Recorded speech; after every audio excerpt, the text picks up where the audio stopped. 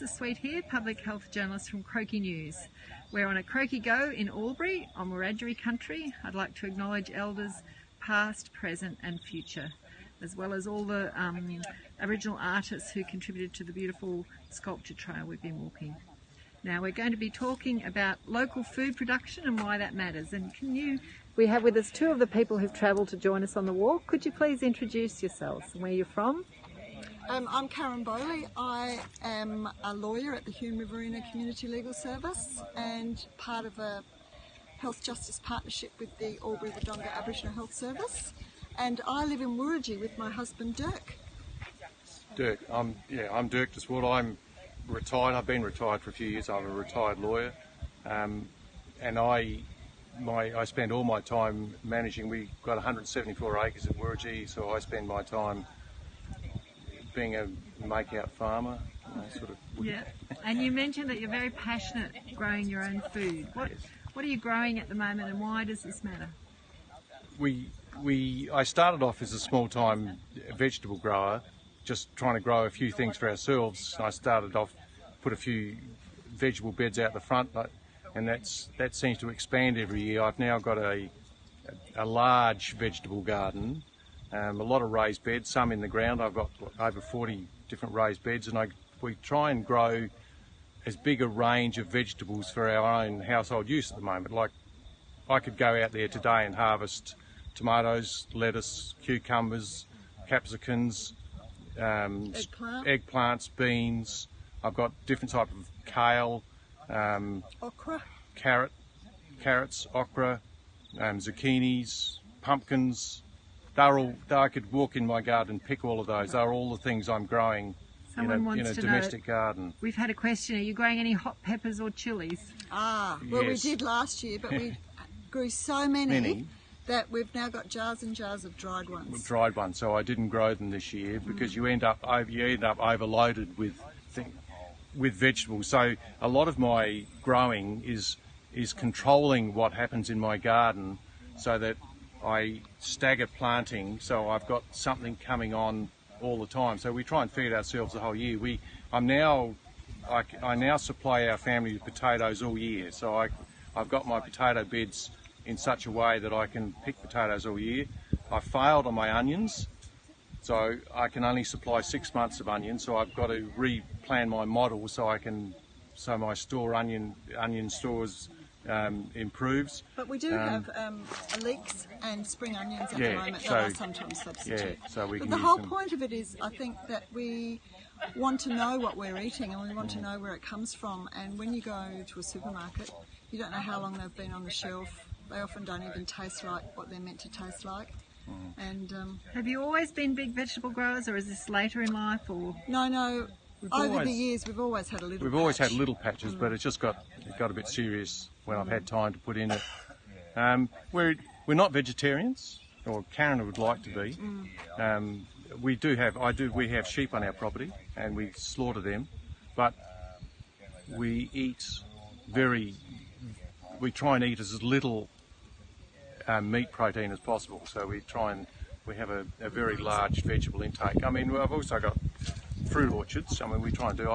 I've planted 60 almond trees and 60 hazelnut trees. I'm just picking my hazelnuts now and cracking them and drying them, and I'll be doing my almonds in about 2 or 3 weeks' time. And I can pick enough almonds that supplies me for a whole year. Us, yeah. I eat most of them. Not many people eat. Do you sell any of your produce, or are you purely... I sell a little tiny bit of my vegetable produce to the Beechworth Food Co-op, which is a cooperative venture that's been started by a couple of very enthusiastic people in Beechworth. Karen I volunteers there, works there. They got a shop outlet. Yeah. It started off to supply bulk foods, dried foods that people could buy, and their program is now increasing to try and get local producers to sell their food, to sell their locally grown product there. Again, to try and encourage people to to buy local and fresh, Yeah. and in season. In season, so you're You a only glutton. eat in season. You're a glutton for when the things like We're now's in tomatoes. Yeah. So now you do everything with tomatoes. You And do lots of zucchini and tomatoes. cucumbers. Yes. Yeah. What difference do you think it's made for your own health and well-being? You know, the fact that you, I guess, are almost forced to eat a lot of vegetables, aren't you? Yeah, we are. We are. We love it. I I'm- do get a little bit sick of having to preserve everything because we have such an abundance, which is why I was encouraging Dirk to sell some at the co-op. But we still have plenty. Well, I think when you eat your own produce, it tastes really good. You feel good about yourself because you've managed to grow all this beautiful food. Physical activity in doing Yeah. it. Yeah. It's Gardening work. is lovely. Yeah. Well, you both look very healthy, that's for sure. Well, I wasn't when I was a lawyer, and I'm turning 68 this year. Right. I think I'm getting healthier the more I do. More physical Okay, so the activity I more do. you've moved away from desk work. Yes. Yeah. Yeah. Very good. And are you both involved in the Beechworth Co-op as well, in the organisation of it, or is it more as supplies? No, we're not on the board. Yeah. Neither of us are on the board, Yeah. but I just volunteer there once or twice a month. Great. It's run by volunteers. And what prompted you to come along on CoOp? Because I know Marie McInerney. I Now, how taught is her that? many years ago. In Ah. my first career as a teacher, secondary teacher, Clare High School. Oh, and was she a very good student? She was. She was a student leader and a very good student. And she's got lots of siblings, and I taught most of them as well. Wow, that's an amazing connection. And is it true that you hadn't seen each other for 35 years, it's Since- something like that. Yeah, since she left, she left Claire before we did. She was. Yeah. I didn't know her as a student. I knew her. She was a reporter from the Northern Argus, which was the local paper there, and I became a councillor for Clare Council. Must have been 1980. I think it was 80 to 85 at some period of time. My memory runs, but Marie was the journalist. I was the odd man out. In 80, 85, Clare Council was still very traditionalist, old-style council, rates and rubbish. That's all Yeah. they dealt with. And Marie, as the journalist for the Northern Argus, did a lot of favourable press coverage. So I used to have my picture in the paper all the time. She always wanted to do something different because I was the odd man out on council. So far, I was naive, I was young, didn't know what I was doing, made lots of mistakes. But she enjoyed it as a she was 22 at the time herself, and she said as an early journalist it gave her something different than the traditional people on council, and that's how I knew her, because she was always chasing me for a story. And here she is, still chasing you for a story.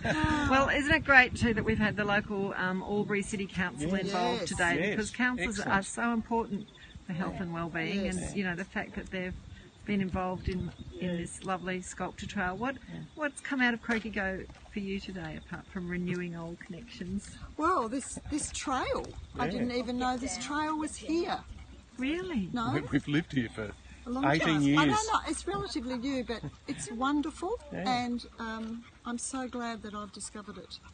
Fantastic. Did you Yeah. hear that, Mr. Mayor? These two have discovered this trail today. Yeah, we didn't know it was We here. didn't know it was here. I know, and that to me is a regional issue. A lot of people in our region don't even know it's here.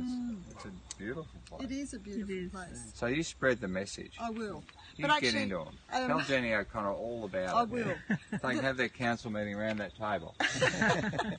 The other thing is, in my health justice partnership with the Yes. Aboriginal Health Service, I sometimes visit the men's shed there, Yeah. and the men's shed, 3 of the men that I know from the men's shed made this beautiful fish trap. And our children, or 2 of our children, went to James Fallon High High School, School, and James Fallon made one of the sculptures around there. Yeah, and Ruth Davies is another one that I know, and she's done one of the sculptures. So Wonderful. So you're seeing people you know Yes. represented on the walk. Yes. Lovely. Well, thank you very much for your time. I might just end this interview that we'll walk over and have a little look at the description of Thank the you. sculpture. Thank you very much. Here we have the description, the artist, the sculpture.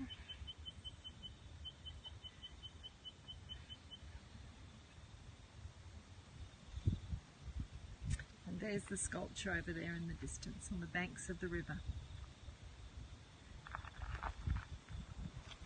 It's this beautiful place we've been walking in. Thank you for joining.